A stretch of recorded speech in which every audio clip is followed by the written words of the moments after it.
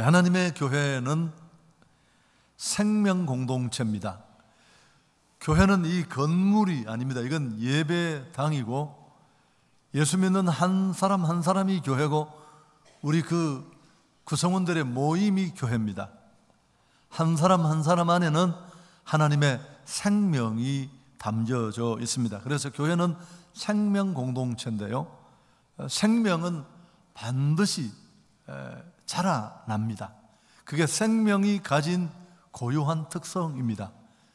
그래서 건물이 교회가 아니기 때문에 하나님의 생명 공동체인 교회는 날마다 양적으로 질적으로 부피도 커지고 내용도 달라져야 합니다. 그런데 하나님의 교회가 이렇게 자라나는데 필요한 몇 가지 요소가 있습니다. 우선 첫째는 새가족들이 많이 와야 돼요. 더 좋은 예배, 괜찮은 한성교회 예배 때문에 옮겨오신 분들도 있겠지만 정말 예수를 몰랐는데 오늘 이분처럼 간증해 주신 성도님처럼 예수를 만나 그 복음의 진한 충격 앞에 인생과 삶의 목적이 달라진 그런 진짜 구원받은 새가족들, 중생을 체험한 사람들이 교회 안으로 많이 들어와야 합니다. 그리고 또 그렇게 교회 안으로 들어온 새 생명들이 정착하고 뿌리를 내리고 남아야 합니다. 그분들이 오게 하는 것이 우선은 힘들겠지만 행복한 사람들의 축제나 또 우리가 축복의 통로로 쓰임받는 복음, 증거, 선교 이런 일들을 통해서 그분들은 교회 안으로 들어오게 될 것입니다. 하나님이 구원 주시기로 작정된 자를 우리가 교회로 이끌려고 애쓰는 이유도 거기에 있습니다. 그러나 그분들이 정착하고 남는 게 더 중요합니다. 새가족이 와서 교회에서 정착하는 것은 전도보다 훨씬 더 중요합니다.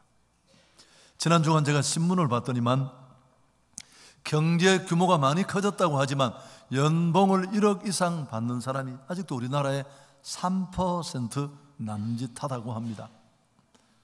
제가 왜 이 말씀을 드리느냐 하면 다 어려운 시대 속에 벌이들이 시원찮지만 받는 월급은 총량이 적지만 아내가 또 온 식구들이 그 작은 월급을 잘 그렇게 지혜롭게 사용하고 물질을 운영하면 얼마든지 헌금하고 저축하고 또 조금씩 남을 도우면서 살 수 있습니다. 그래서 꼭 필요한 물질의 부담으로부터 벗어날 수 있다는 거죠. 아무리 많이 벌어도 마음대로 그냥 소비하고 계획 없이 살아가면 그건 아무것도 남지 않는다는 것입니다. 천하보다 소중한 한 생명이 교회 안으로 들어오는 것도 필요하지만 그들이 교회 안에서 이렇게 건강하게 믿음의 사람들로 정착하고 자라나는 것은 더 소중합니다. 이게 아멘 할 박자예요. 사실은 우리 장로님 한 분만 열심히 하셨는데, 사도행전을 인물 중심으로 나누어 보면 크게 두 사람에 의해서 이 사도행전은 주도됩니다. 28장으로 구성되어 있잖아요. 1장부터 12장까지는 베드로라는 인물이 사도행전을 이끌어갑니다. 그리고 12장부터 28장까지는 바울이 사도행전에 이끌어가는 그런 주역으로 등장하는데 이 두 사람을 연결해 주는 역할을 하는 사람이 있습니다. 그 사람이 오늘 우리가 묵상하려고 하는 바나바라는 인물입니다. 바나바에 관한 이 성경의 말씀을 우리가 한번 읽어보겠습니다. 36절 같이 읽도록 하겠습니다. 구브로에서 난 레위족 사람이 있으니 이름은 요셉이라.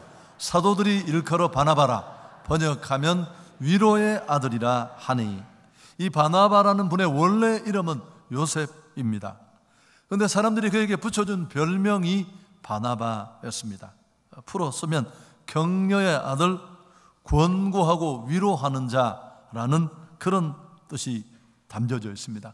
원래 이름은 요셉인데 신앙 안에서 그에게 위로받고 도움받고 격려받은 사람들이 감사하면서 그의 도움을 기억하면서 지어준 이름이 바나바였습니다.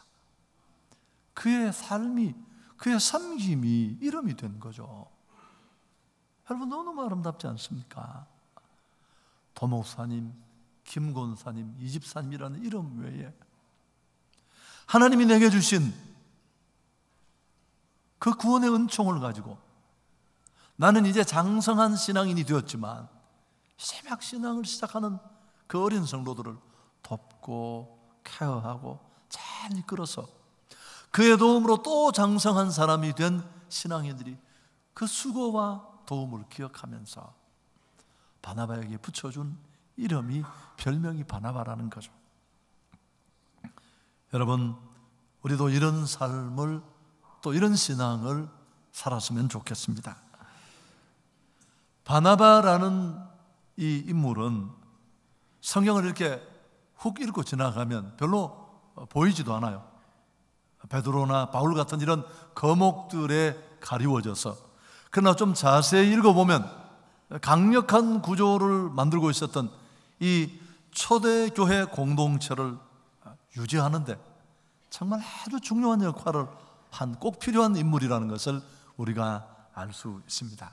오늘 제가 이 설교를 일부부터 했더니만 새가족 부들이 너무 긴장하는 거예요. 새가족 부 우리가 뭘 잘못해서 오늘 또 목사님이 뭘 한 칼을 날리시네. 전혀 그런 내용 아니에요.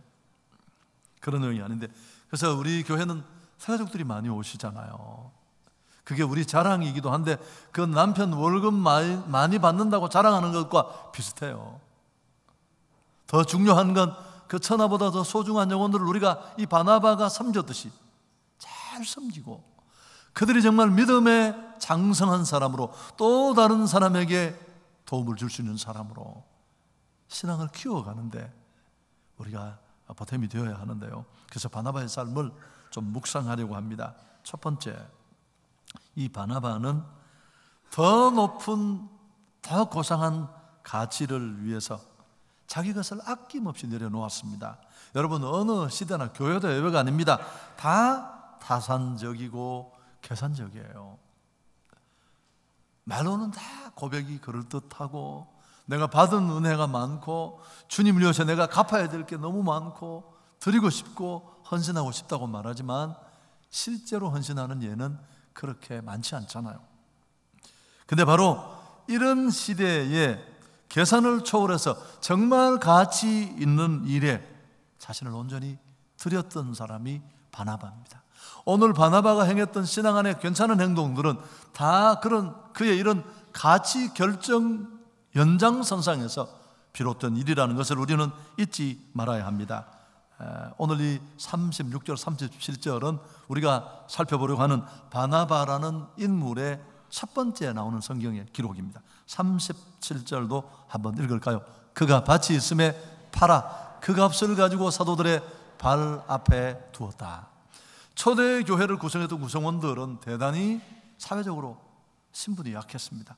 반 정도가 노예였습니다. 그리고 대부분 그렇게 하찮은 직업에 종사하는 사람들이 주류를 이루고 있었습니다. 경제적으로 당연히 어려울 수밖에 없고 그 시대의 핍박을 온몸으로 받았으니까 안팎으로 그들이 직면한 현실은 만만치 않았을 것입니다. 그럼에도 불구하고 초대교회는 가난했지만 가난하지 않았습니다. 흔히 잘 쓰는 유무상통의 은혜가 있었습니다. 구원받고 사도행전 2장에 부어주시는 성령의 충만함을 덧입고 나니까 그들이 다 오늘 내가 가진 이 축복들이 나의 것이 아니고 하나님의 것이고 그분의 주 되심을 실제로 인정하고 나니까 내가 누리고 있는, 내가 가지고 있는 자원들은 그게 은사든 물질이든 그 무엇이든지 간에 하나님이 맡겨주신 것이고 내 것은 아니다, 이른바 우리는 청지기일 뿐이다, 이런 의식이 있으니까 감동받은 사람들이 물건을 내어놓기 시작했어요. 가난한 자들과 복음을 위해서. 그게 4장 앞부분에 소개되고 있습니다. 그런데 이런 자신을 온전히 들여 헌신하는 그 시작의 물꼬를 튼 사람이 바나바. 아멘. 여러분, 약쟁이도 전염이 되고요, 말만은 그럴듯하게 하는, 또 누군가가 그 의례적인 헌신을 깨고 진실로 자기를 드리는 진정한 헌신의 모델이 있으면 그건 역시 파급 효과가 있는 겁니다. 그래서 5장에 주목은 받고 싶은데 헌신은 하기 싫어하는 아나니아와 삽비라 같은 이런 인물도 등장하게 되는 겁니다. 여러분, 간혹 제가 기회 있을 때 말씀을 드렸습니다마는 99% 헌신된 100명, 1000명, 10,000명보다 내가 주께 받은 은혜를 기억하고 내게 있는 것은 주의 것이라고 믿고 복음과 하나님의 나라와 세상을 섬기는데 기꺼이 필요하다면 나를 드리겠다고 100% 헌신된 한 사람이 있다면 그 한 사람을 통해 하나님은 역사하십니다. 이게 하나님이 기뻐하시는 모습인데요, 바나바가 그런 괜찮은 사람이었습니다.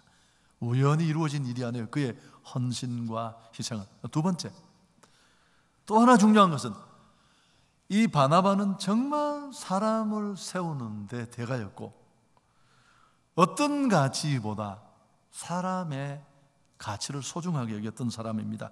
지금 우리는 경쟁사회를 살고 있고 21세기 지금 이 시대는 더 그렇습니다. 경쟁이 치열해지면서 이런 상황은 더 처절하고 심각해지는데, 그러다 보면 우리는 이런 각박한 현실 속에 성과를 남겨야 된다는 압박 때문에 인간관계나 또 인간성 이런 것들을 소홀히 여길 때가 많습니다. 그저 인간도 목적을 위한 수단 정도로 여기다 보니까 상실감 또 상처 이런 것들이 문제가 되는 경우가 많습니다. 그러나 사도행전 9장에 나타난 두 번째 이 바나바의 모습을 보면 이런 상황에 처해 있는 우리는 큰 감동을 받게 됩니다. 사도행전 9장이 어떻게 시작되느냐 하면 이 사울이라는 정통 유대교를 믿으면서 예수로 말미암는 복음 믿는 사람들을 강하게 핍박하던 이 사울이 다메섹 지역에 있는 제자들을 잡으려고 살기 등등해서 떠나는 장면으로 사도행전 9장이 시작됩니다. 그러나 그가 가는 그 다메섹으로 가는 여정에 부활하신 주님을 만나게 됩니다. 다 아시죠? 쓰러지고 인격적으로 그분을 체험하고 은둔 시간을 거쳐서 완전히 변화받아 십자가 복음으로 말미암는 새 사람으로 거듭납니다. 가슴이 막 뜨거워져서 베드로가 지역 선교를 했다면 그는 이방 선교의 기치를 들고 그 이방 선교의 제목으로 하나님의 선택을 받았는데, 일을 하고 싶어 가슴은 뜨거운데 제도권으로 진입이 어려워요. 아무도 그를 믿어주지도 받아주지도 않습니다. 그래서 제자들을 만나서 교제를 하지만 그렇게 교회를 힘들게 했던 사람이 변했다고 한들 믿을 수가 없었습니다. 이러던 차에 제자들까지도 그를 경계하며 용납하지 않을 때 기꺼이 부담을 안고 그를 공동체의 신원을 보증해서 추천한 사람이 바나바였습니다. 사도행전 9장 27절 함께 읽겠습니다. 바나바가 데리고 사도들에게 가서 그가 길에서 어떻게 주를 보았는지와 주께서 그에게 말씀하신 일과 다메섹에서 그가 어떻게 예수의 이름으로 담대히 말하였는지를 전하니라.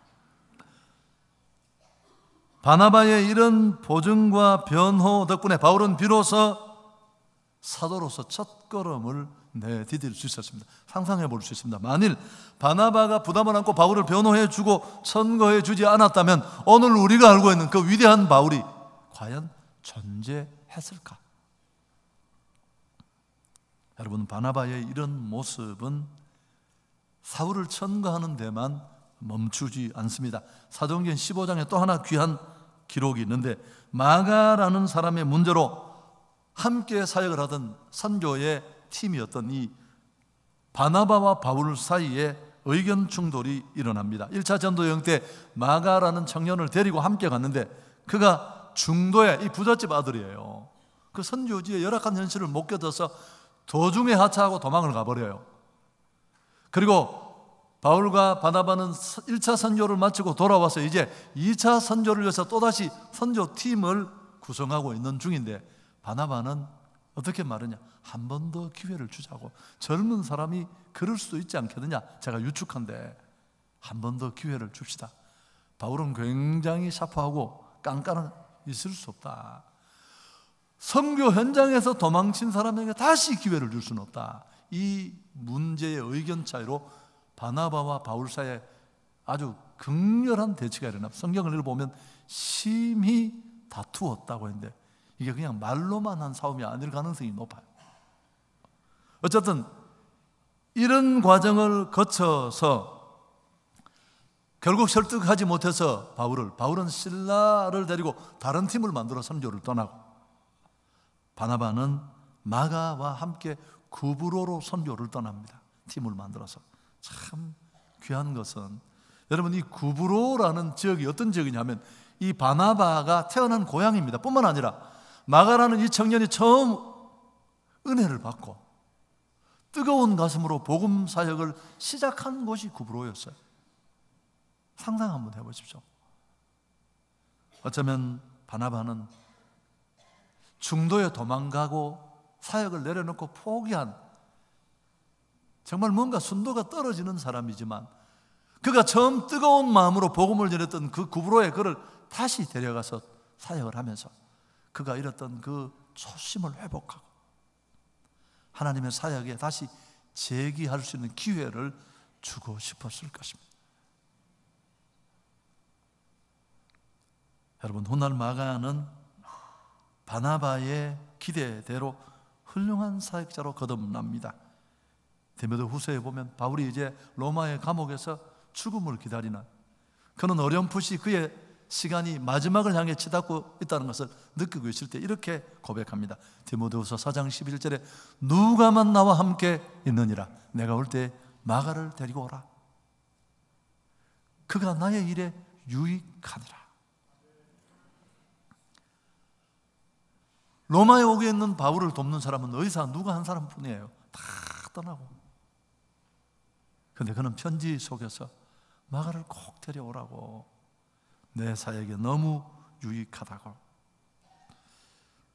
여러분, 한 사람에 대한 가능성을 보고 그 가능성을 키워주고, 그가 비록 한때는 기대와 바람을 실망으로 답했지만 참아주고 기다려주고, 언젠가 그의 안에 있는 그 아름다운 장점이 주의 손에 잡히는 날 열매 맺는 큰 신앙인이 될 줄 믿고 밀어주고 끌어주고 배려하는 사람. 저도 여기까지 오는 동안 우리 모두가 마찬가지입니다. 내 주변에 있던 누군가 바나바 같은 사람의 도움이 나를 여기까지 이끌어 준 줄 믿습니다. 여러분, 올챙이를 제일 이해하지 못하는 게 누구라고 했습니까? 놀랍게도 개구리라는 사실입니다. 꼬랑지를 뗀 지 며칠 안 됐는데 폼은 지가 다 잡아요. 처음 내가 교회를 찾고 새로운 신앙생활을 시작했을 때 그 서먹서먹함, 주차장에서 주차 라인을 찾지 못해 받고 왔다 갔다 할 때, 또 복도에서 어디가 예배당인지를 몰라 할 때 달려와서 누군가 도와주고, 저도 처음에 그랬습니다. 뭐 그런 거 등등. 사실 제가 어떤 교회 집회를 갔더니만 남자분들이 서서 안내를 하는 거예요. 딱 들어오는데 안녕하십니까 집사님 예배 성공하십시오. 그런데 내가 이 뒤에서 누가 밀어주는 거 힘이 딱 되더라고요. 그래서 내가 야, 우리도 남자 안내를 좀 세워. 우리 남자분들이 더 얌전해. 제 기대하고는 좀 다르지만 그래도 너무 감사하죠. 내가 이 얘기를 왜 여기 했는지 모르겠습니다만 어쨌든 최근에 우리 장로님들이 또 도와주시는데, 그게 그러니까 우리는 하나님의 은혜로 살지만 또 수평적인 관계 속에 누가 끌어주고 잡아주고 도와주는 그 작은 배려나 도움이 얼마나 우리 신앙을 굳게 세우는데 큰 도움이 되는가를 깨닫습니다. 그런 도움을 받고 내가 여기까지 왔다면 이제 우리가 기꺼이 바나바가 되어야 할 줄 믿습니다. 바나바에 관한 또 하나의 기사가 사도행전 11장에 나오는데 그의 아름다운 에피소드가 있습니다. 스데반이 순교합니다. 돌에 맞아. 그 이후에 초대교회에 핍박이 쏟아집니다. 성도들은 이런 핍박을 피해서 베니게, 구브로, 안디옥까지 달아납니다. 가서도 거기 평신도들 중심으로 누가 리더하지 않았지만 그들은 예수 그리스도의 피 묻은 복음을 전했고요, 안디옥에서도 헬라인들이 그 복음을 듣고 주님 앞으로 돌아옵니다. 허다한 무리가 교회로 돌아와서 평신도들이 전도해서 자생적으로 안디옥에 교회가 만들어졌어요. 예루살렘 모교회는 이 안디옥 교회가 그렇게 핍박을 피해가던 성도들에 의해서 복음이 전해지고 교회가 세워져서 숫자가 늘어난다는 소식을 듣고 부담을 안습니다. 지도자가 필요할 텐데, 그래서 그들이 그들을 이끌어갈 지도자로 선정해서 파송한 인물이 바나바였습니다. 이런 격려 위로의 대가인 지도자를 만나면서 우리가 불을 본 듯 뻔하겠지만 안디옥 교회는 가일층 부흥의 속도를 더해 갔습니다. 그리고 사람들이 몰려오고 또 성경을 잘 가르치는 분이에요. 그리고 이 바나바의 인기는 그야말로 상한가였습니다. 근데 그때 그는 이제 제자들과 이렇게 말은 텄지만 아직도 제도권에 쑥 들어와서 구체적으로 자기 일을 하지 못하고 관망만 하고 있던 바울, 그를 기꺼이 천거해서 동역자로 안디옥 교회에 데려옵니다. 학자들은 왜 바울이 그렇게 했을까? 물론 그는 숨겨져 일하지 못하는 사람들을 세워주고 일으켜주고 일할 수 있는 터전을 만들어주는 사람이기도 합니다만, 또 한 가지는 언어의 장애 때문이었을 것으로 추측합니다. 안디옥 교회는 디아스포라 교회예요. 유대인이지만 팔레스틴 밖에 있는 유대인들입니다. 문화나 언어는 이방인에 가깝습니다. 그들은 헬라어를 주로 사용합니다. 그렇지만 바나바는 팔레스틴 출신이기 때문에 그의 모국어는 당연히 아람어였습니다.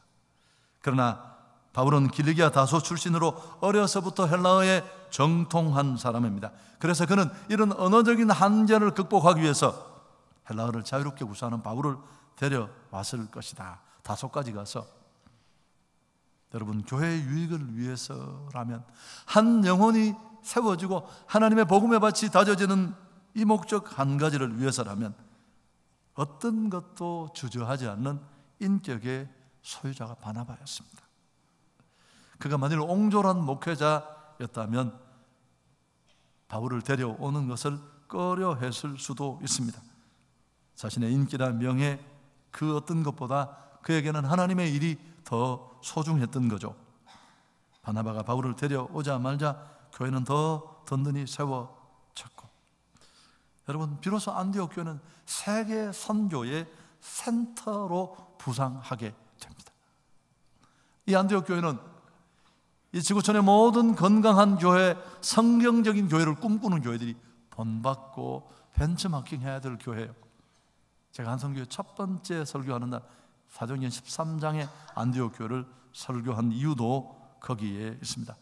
성경을 더 읽어보면 재밌는 건 사도행전 11장을 경계로 인물의 평가 순서가 바뀌어져요. 그 전에는 바나바와 바울이라고 했던 표기가 갑자기 바울과 바나바로 바뀌어집니다. 성경도 더 이상 바나바의 선교 사역을 추격하지 않습니다. 그렇게 그는 서서히 잊혀져 가지만 전혀 반발하지 않고 묵묵히 하나님의 나라와 복음만 전해진다면 그는 그런 것 정도를 전혀 고가워하지 않는 그런 인물이었습니다. 여러분, 한국 교회는 정말 베드로나 바울 같은 이런 탁월한 리더도 필요합니다.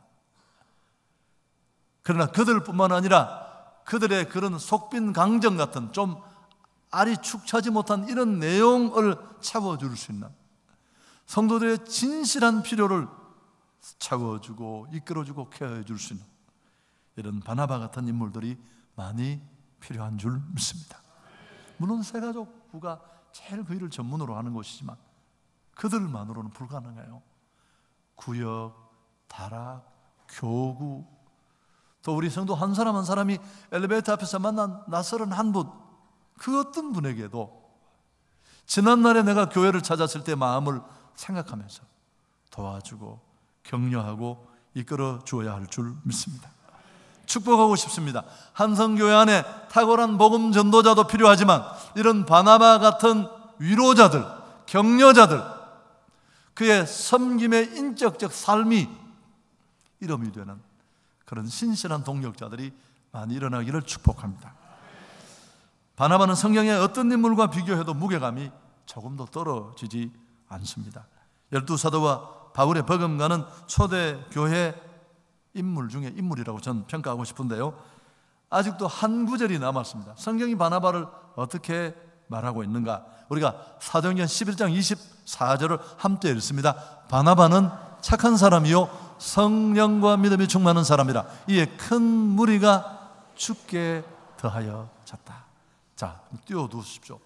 한 인물을 평가하면서 이렇게 세 개의 형용사를 겹겹이 사용해서 표현한 인물은 바나바가 처음이에요. 성령과 믿음이 충만하다는 건 사도행전에 흔히 하나님의 영에 붙잡힌 사람들을 표현하는 관용적인 표현고요. 근데 그 앞에 착한 사람이라는 내용이 나옵니다. 이건 꼭 우리말의 뜻은 아니지만 그의 인격을 말하는 표현이에요. 여러분, 이 구조는 대단히 중요해요. 신앙은 인격이라는 데 실려야 돼요. 그게 진짜 신앙이에요. 인격이 없는데 얽혀진 신앙은, 은사는, 성령의 은혜는 오히려 공동체를 해칠 수 있습니다.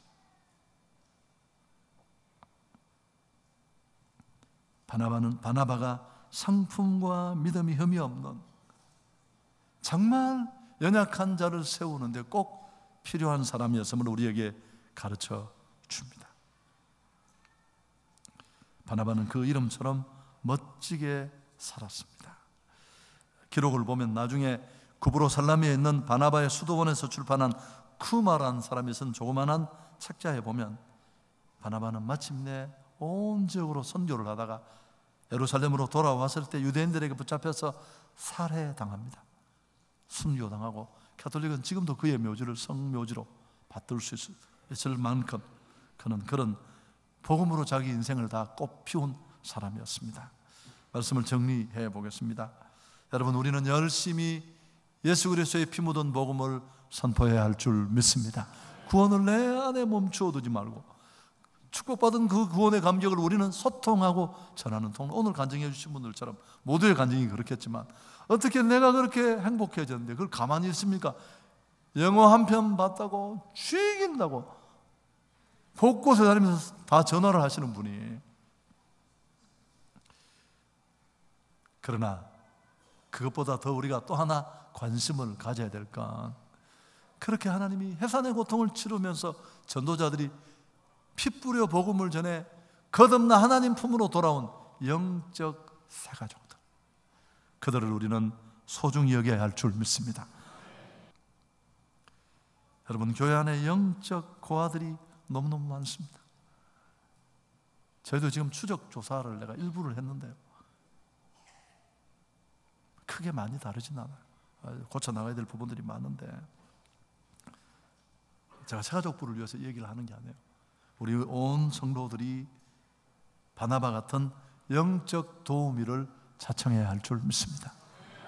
그 엘리베이터에서 만나면 진짜 진심으로 반겨주고, 또 오늘 하는 김에 다 합시다. 까짓거 3년 전에 한 분이 저한테 이메일을 보내고 열난다고 교회 옮겼어요.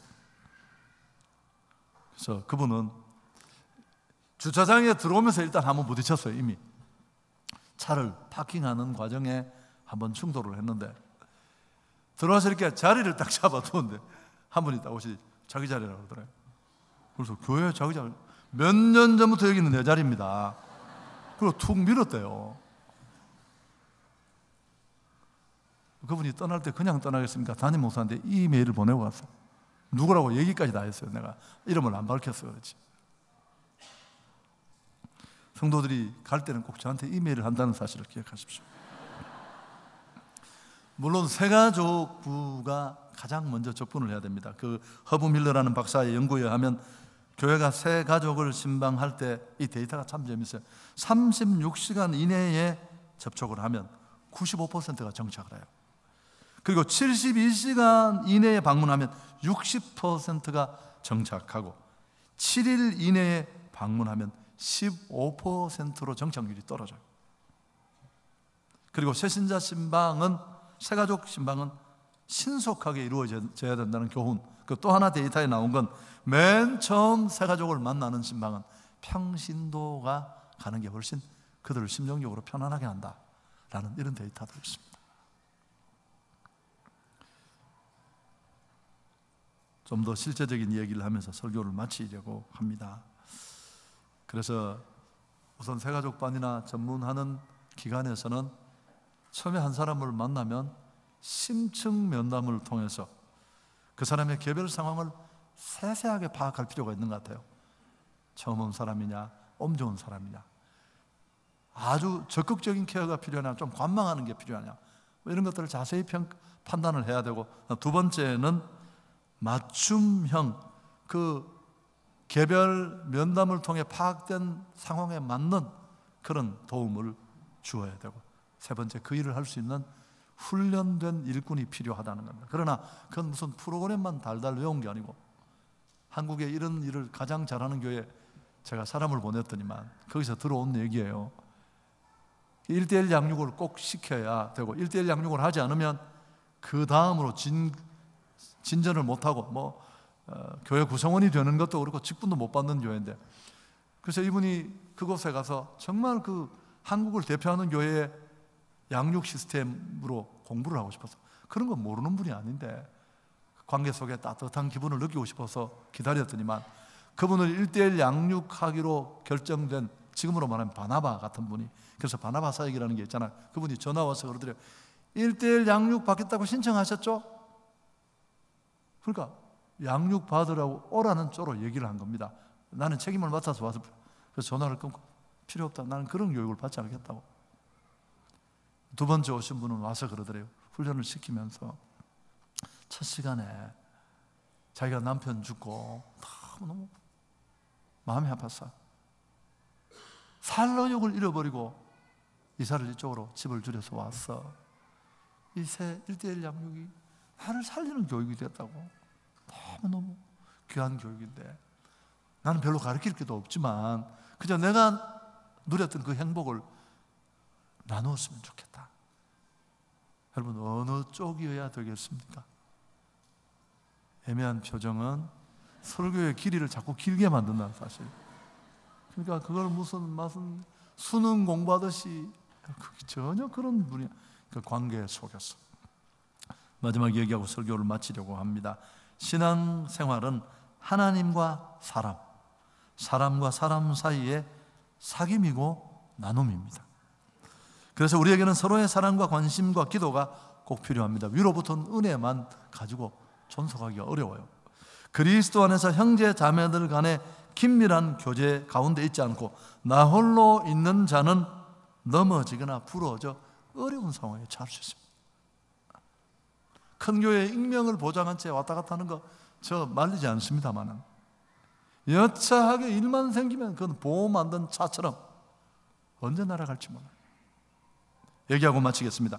영국에서 실제로 있었던 일입니다. 제가 금요일 날 특세 때 무슨 얘기를 하려다가 시간이 없어서 주일날 하겠다는 얘기예요. 이 얘기예요. 런던에 강한 태풍이 불어와서 영국 전역을 강타했는데, 근데 이 태풍으로 런던 근교에 한 이렇게 군락으로 심겨진 숲속의 나무가 통째로 뽑혀서 다 날아가 버렸어요. 이를 조사한 과학자들이 깜짝 놀랐습니다. 왜냐하면 태풍을 맞아도 나무 몇 개가 뽑히는 거지만 거기 심겨진 나무 군락 전체가 홀랑 뽑혀지는 일은 없잖아요. 그래서 학자들을 중심으로 조사팀이 구성되어서 왜 이런 일이 벌어졌는가, 초유의 일이니까 조사를 했더니만 나무를 심을 때 이미 잘못 심었어요. 나무 하나 사이에 간격이 있는데 이 간격을 어기고 간격을 너무 많이 벌려서 나무가 땅에 뿌리를 내려서 뿌리끼리 서로 엉기지를 못한 거예요. 그래서 그 태풍에 뿌리째 다 날아가 버린 것입니다. 이게 무슨 뜻인지 모르겠는 사람은 이메일을 보내십시오. 설명을 해드리겠습니다. 하나님께 영광을 돌리겠습니다.